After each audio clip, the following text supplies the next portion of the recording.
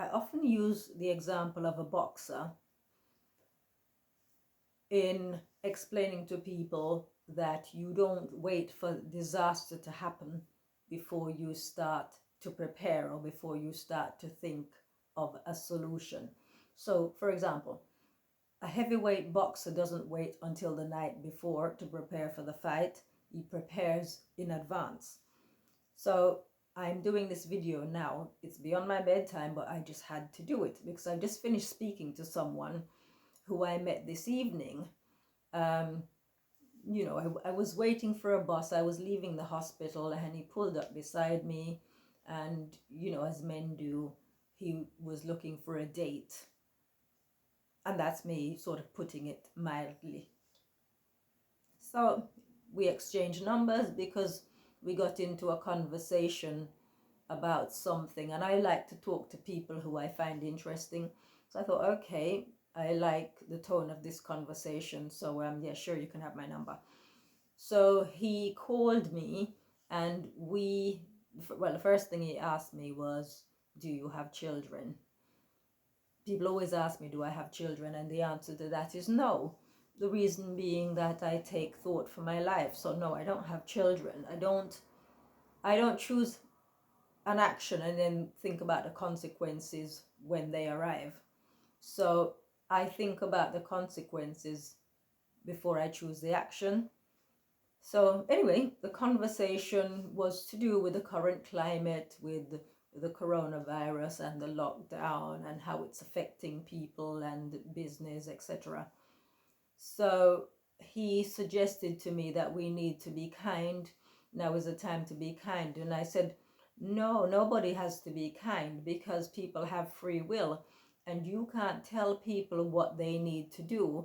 Now, I'm very big into not so much self-reliance, but self-development. So, for example, the bus I was on was detoured. We were on the bus and then the driver announced that the bus would be detoured and it wasn't going to stop at any stops near where I was, where I needed to get off. And so I decided, along with other passengers, to get off. And while they were milling around and asking, so, are there any other buses coming along, I walked because I just need to put one foot in front of the other and eventually I will get to where I need to get. And here I am, I'm at home, well, not home, at my sister's place. But, you take the action that you need to take and, you don't have to be getting into any conversation about it. So further to the conversation I just had, it started off great. We saw eye to eye, but I did say to him when he asked me, why are you single? I said, because it would be very difficult. I've got very different, I won't say better or higher standards. I've got different standards. And so I'm not very compatible to anybody, which he found out eventually because he was talking in terms of giving him a chance. I've just met this guy. I don't know him from anywhere. He doesn't know me. But he determined in his mind that I should give him a chance. So we talked. I wasn't going to give him a chance anyway because I can know upon sight. I talk about this in the book, but I can't be bothered to read anything right now, what it's in there. And I talk, if you think going back 20 years, if at that point I was able to figure out who people were just by the things they say, their words and their actions, in upon first contact, to know that this person wouldn't be somebody who would be suitable for me. I don't need to get to know you. I can tell just by how you present yourself. If back then I could make that decision, how much more am I likely to be able to do that now as somebody who actively practices self-development? So anyway, whenever I talk to people, especially guys, they never believe me. They don't take me at my word that I am who I say I am and I am the way that I say I am. So as the conversation went on, whereas I don't have any dependents, so I only need to think about myself. I don't have to worry about what's going to happen to any children or any dependents. So he has children, although they're teenagers, adults. but he's concerned about what will happen to them. And he was very much put out by the fact that I'm not concerned for other people. I believe that each person is responsible for themselves and for their dependents. So he has children, so it's up to him to worry about himself and his children. It's not for me to worry about them. So he was insisting that we need to be kind. Now is the time that we need to be kind to one another. So I said, no, if we were going to be kind, we should have been starting to be kind from going way back. We don't wait until the situation arises to decide that you need to change your outlook and change your way of interacting with one another. I mean, I've not changed anything in many ways. The lockdown situation has played into my hands. It's actually working out well for me. But you know, people might look at me and think, or listen to me talking and say, oh, you're all about yourself. Actually, no, I'm not all about myself. It's just that I live my life in such a way, and I have planned my life in such a way that you could say my life is kind of collapsible. I can pick it up and run with it if I need to. So I've not sort of put down roots, and then, you know, I've got to uproot everything and experience difficulties. That's not going to happen for me. So I'm very flexible in that way. So it was very interesting to a complete stranger, someone I just met, who wanted to take a chance with me, who wants us to go for walks along the river, which is something I don't do. I'm one of the world's most boring people. I just like to keep my life as I like to keep my life, which is very simple. I've got very few interests, but the interests that I do have, they keep me entertained. Perhaps they're not the same things that other people might be interested in, but you know, as long as I'm satisfied within myself, then that's all that matters.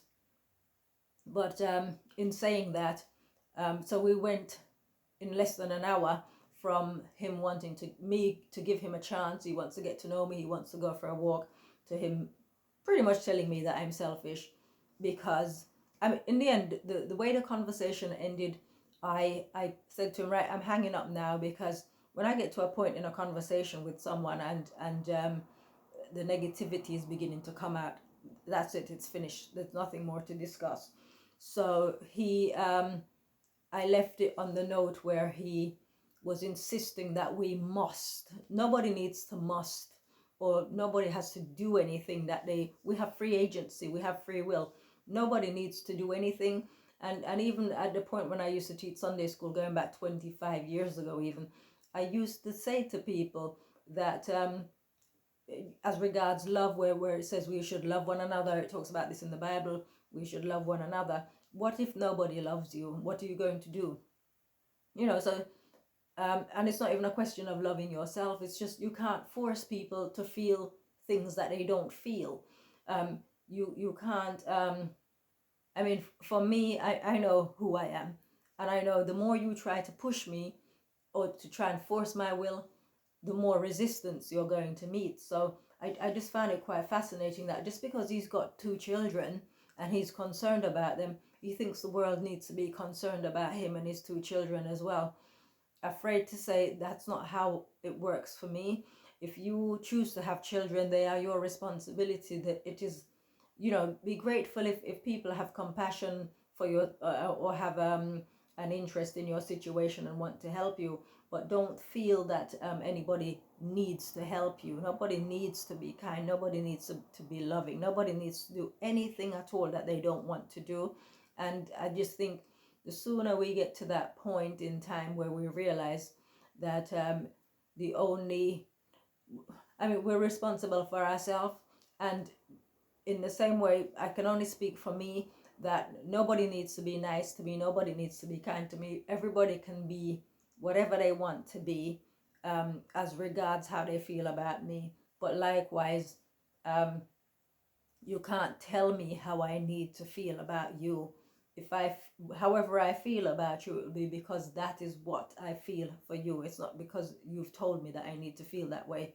If I don't, if I mean, one of the other things that he said, I think it hit a raw nerve, where I talked about people having children, and without thought for the consequences and what if. And he seemed to think that I was willing bad things to happen in the current climate to people who took no thought for their lives. The only person's life I take thought for is my own. Yes, my sister is in the hospital and I visit her, but that is a choice. I do that out of goodwill. It's just my nature. I choose to do it. I don't feel compelled to do it because she's my sister. I do it because I choose to do it. So if it was the case that I had other people saying to me, "You must visit your sister," then that it would be a different conversation.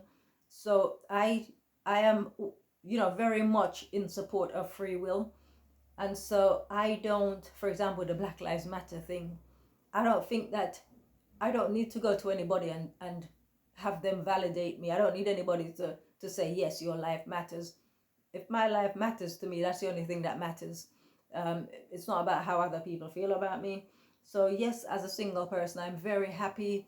I don't, I've not so much designed my life, but I've developed myself in such a way that I don't need people. I'm here. There's no TV. I don't watch TV. I've not owned a TV for more than 20 odd years.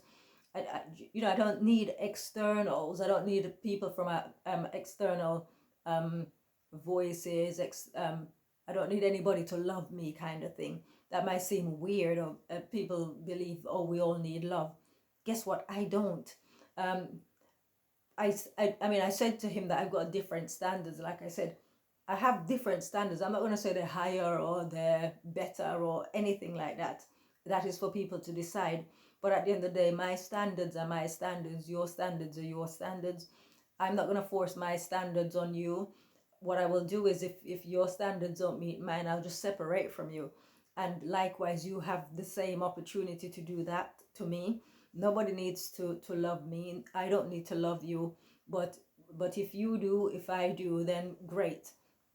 And I just think in this world where some of us, we choose to, well, we don't choose to develop ourselves. We just sort of like choose to ride our luck with people. And like I said, with this guy telling me we need to, now is the time when we need to.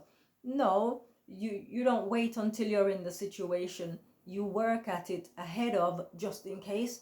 So I think we're in for some very interesting times. And I mean, I'm not bothered. And no, I'm not selfish, because as I've said, I don't look for other people to support me in my, in living my life. It is, I was born alone, and as unless you're a twin and you're born obviously separately, but at the same time, nobody's responsible for you. You are responsible for yourself, really. So whatever it is that whatever path you choose to pursue at the end of the day, that is your choice. But you can't, I mean, here I am saying can't. Yeah, you can, you can't, whatever. But if you choose a certain path and then something happens, for example, the virus, the lockdown, and it affects you negatively, really, you should be looking at the choices that you made in your life to see perhaps that if you'd made a different choice, then perhaps you might have fared differently. And I'm not saying this in such a way as to condemn anybody for the choices that they've made.